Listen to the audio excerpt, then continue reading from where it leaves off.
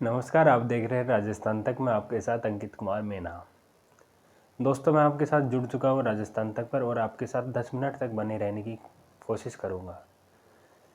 दोस्तों, राजस्थान की राजनीति जिस तरह से करवट लेती जा रही है, ऐसा लग रहा है कि अब कांग्रेस भी अपनी महत्वपूर्ण भूमिका अदा करने जा रही है। जिस प्रकार से भाजपा ने एक नया ही सीएम ला के सभी को चौंका दिया, वैसे ही माना जा रहा है कि नेता प्रतिपक्ष के रूप में कांग्रेस किसी बड़े नेता या फिर ऐसे चेहरे को लाना चाह रही है जो चौंकाने वाला हो सकता है।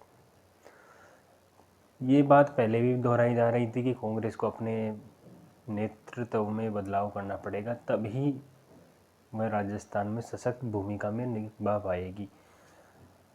नया सीएम बीजेपी की तरफ से मिला है, ऐसे में उसको भी देखना पड़ेगा कि किस प्रकार से नए सीएम के सामने कांग्रेस अपने आप को रिप्रेजेंट कर पाती है।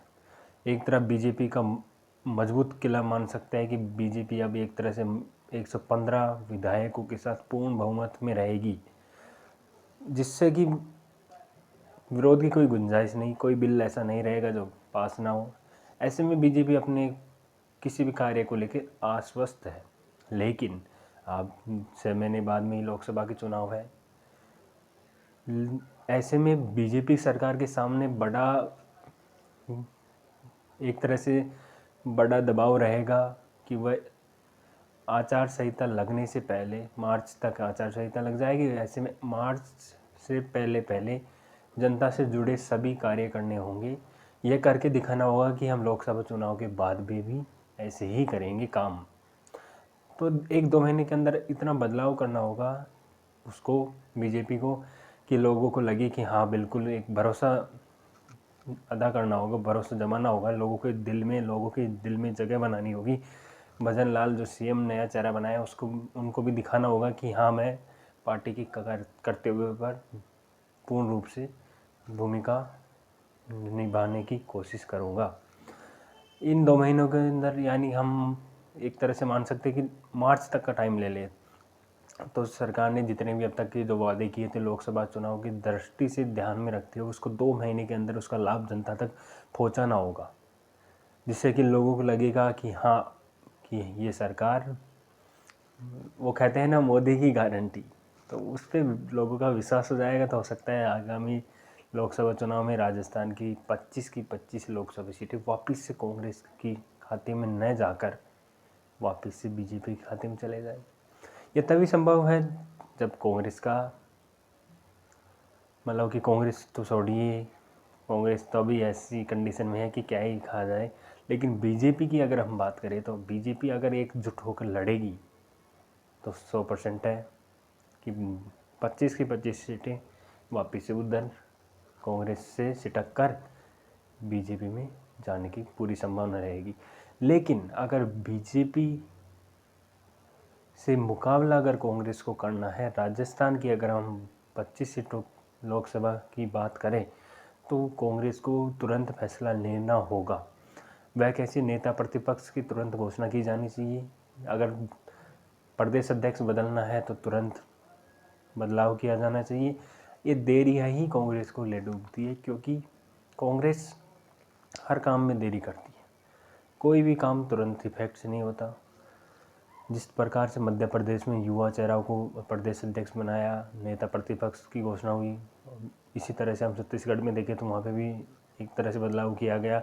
लेकिन राजस्थान में पता नहीं ऐसा क्या हुआ कि राजस्थान वही होल्ड कर दिया गया।